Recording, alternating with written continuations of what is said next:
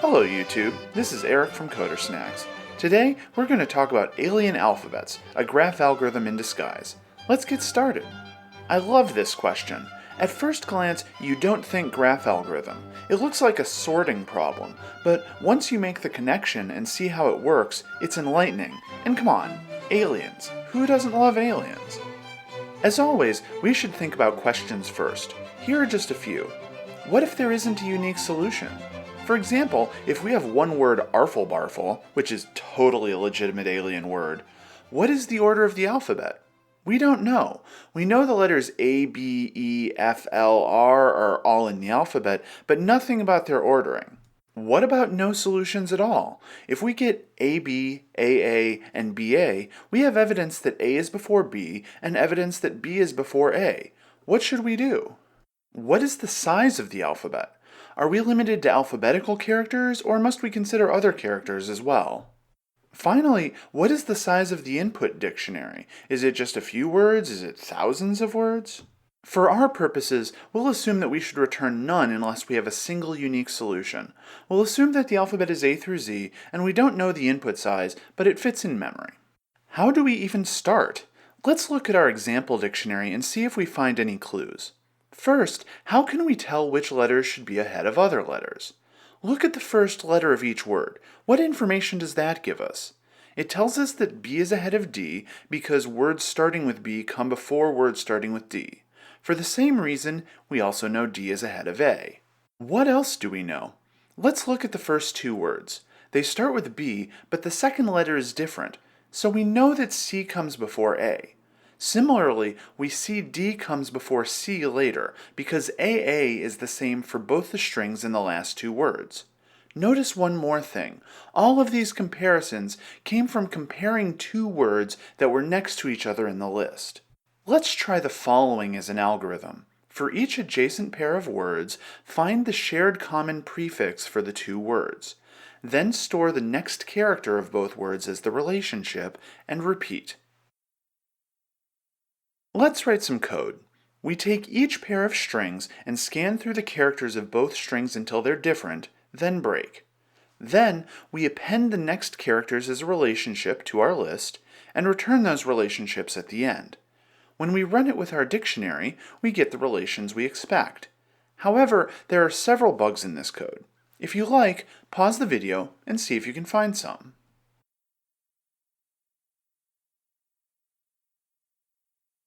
First, we don't check if our relationship has two different letters in it. Dawn and done, for example, doesn't tell us anything about the alphabet, but our current solution gives NN as a relationship. Worse though, if we reverse these two, our code blows up. There isn't a fourth letter in our second word between done and dawn. Finally, if we see the same relationship twice, we currently return both of them. Let's not return duplicates. We fix the first bug by checking if the two characters we want to add as a relationship are different.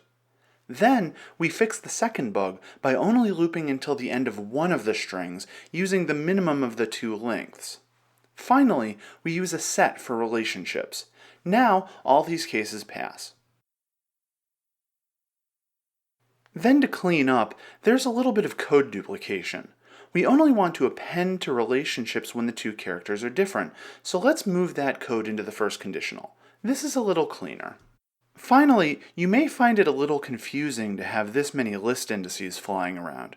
For simpler code, instead of referencing words I and words I plus 1 all over, you can assign them their own variables. You might find this easier to read. Do what makes you more comfortable. Now we have a list of relationships between words. What can we do with that? We could check every possible permutation of our alphabet and see which ones fit the conditions we found before. But this approach is at least O of n factorial, where n is the number of letters in the alphabet. For 4 letters it's fine, but for 26 letters, let's do better. We could take these comparisons we have and try to create an ordering that fits all of them. For example, start with the letters in alphabetical order, A, B, C, D, and go through our list of comparisons. Swap the letters in our order if necessary, and repeat until we don't make any more changes. For example, we know that C is greater than A, which is not correct in our list. Swap A and C, which gives us CBAD.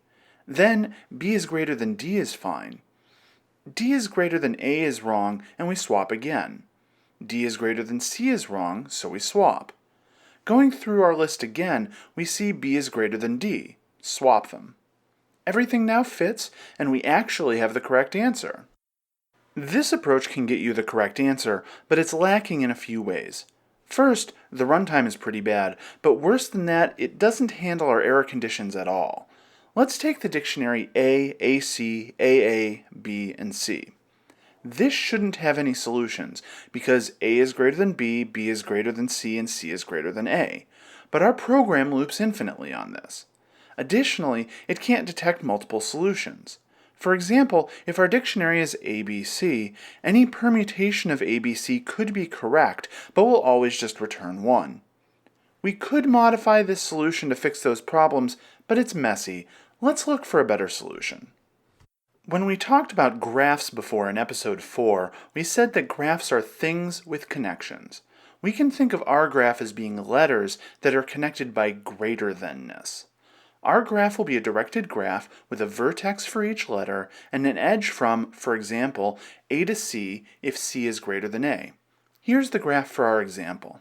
How can we use this? Looking at the graph, which letter is the greatest of all of these? It has to be the one that doesn't have any outgoing edges, the one that doesn't have anything greater than it, B. We remove that and all of its edges. Which one is next? D is next because it has no outgoing edges. Next is C, and finally A, so our order is BDCA, the order in which we removed vertices. That seems straightforward, but how do we check for no possible solution? If there is no solution, at some point there will be a cycle in the graph. Here's the example from before. All of the vertices have outgoing edges. If we reach this kind of state, we can return none, there is no greatest vertex, which means there must be some kind of cycle. What about multiple solutions? In that case, at some point there will be multiple nodes with no outgoing edges. We can return none again. It would be valid for us to take any of these nodes, there must be multiple solutions. Let's look at some code to do this. We'll get the relationships from the method we made earlier. We'll get a set of all the letters in our input and initialize the graph. We explicitly initialize every letter instead of using default dict, so when we look for letters with no outgoing edges later, we find letters that don't show up in relationships. After we put the relationships into the graph, while our ordering of the alphabet doesn't contain all the letters, we look for letters that have no outgoing edges. If there aren't exactly one of them, we return none. 0 means there's a cycle, and more than 1 means multiple possible solutions. If there is exactly one, we put it in our ordered alphabet. Then, we remove this vertex and all edges referencing this vertex from the graph and repeat. At the end, we return the ordering. When we run it, we get the output we expect, even for our edge cases. What's the runtime complexity of this code? The worst part is, every time we remove a vertex, we're examining every edge in the graph to look for removals. This gives us a runtime of O of VE for the topological sort, plus the work finding the edges. We can improve upon this. One thought though, is O of VE a bad runtime for this algorithm? V is 26 or less, and E is at worst V squared. V times E is only about 17,000 in the worst case. Probably this algorithm is fine, but let's look at the improved version anyway. We start by initializing our graph, but this graph representation is a little strange. For our algorithm, we only care about how many outgoing edges each vertex has, but we also need a fast way to delete edges that are incoming to some vertex. We'll keep a list of those as well. Let's look at an example. Here's a table representing our graph initialized with our sample input. How do we use this? We start by scanning outgoing count, and we see there's one vertex, B, with an outgoing count of 0. We add that to our order, and now we want to delete the vertex and the edges pointing to it. These are stored in incoming edges. To delete those edges, we decrement the corresponding outgoing count. Here, we subtract 1 from the outgoing count of D. When we want to figure out which vertex to use next, We don't have to look at all of the outgoing counts again. Anytime we subtract 1 from outgoing counts, we check if it's now 0. If it is, we know we want that vertex next, and we can avoid an additional O of V scan. Going back to the code, we get a set of all letters and initialize our next letters list to vertices that don't have outgoing edges. Then, while we don't have a full ordering, we check if there's one vertex with no outgoing edges, same as last time. We add it to our ordering, and then for each incoming edge to that vertex, we decrement the corresponding outgoing count, looking for any vertices that now have an outgoing count of 0, and repeat. Then we return the ordering. The runtime complexity of this is O of V plus E. We only have to do work for each edge and each vertex twice, once when we initialize and once when we delete. Finally, the runtime of the getRelationships code is proportional to the number of words given times their length. We can't do better than this. In the worst case, we have to look at every letter of every word, which is all we're doing. We've reached a good solution. There are some additional challenges and uses for this kind of algorithm that you can explore. First, there's another algorithm for topological sort that has the same runtime but uses depth-first search. Implementing this is good practice in graph algorithms. Another challenge is adopting this for use in build systems. Let's say that you are making a build system where in order to build some unit A, you had to build its dependencies B, C, and D first. The solution to this is similar, but in that case we don't care about multiple solutions, we just need any solution. Also challenging is developing some good test data for this problem. Building cases by hand is somewhat error-prone. In fact, when I was writing this, I made a mistake in my example before I wrote the code to determine the ordering. How could you develop some cases algorithmically? As an example of output, I'll put a larger test set in a paste and link it in the description. Next time, we're going to take our first look at NP problems. Given a set of numbers and a target, determine whether or not some subset of the numbers can add together to equal the target. As always, I hope you got something out of this video. If you have any questions, comments, something I've missed, or problems you want answered or covered, let me know in the comment section below.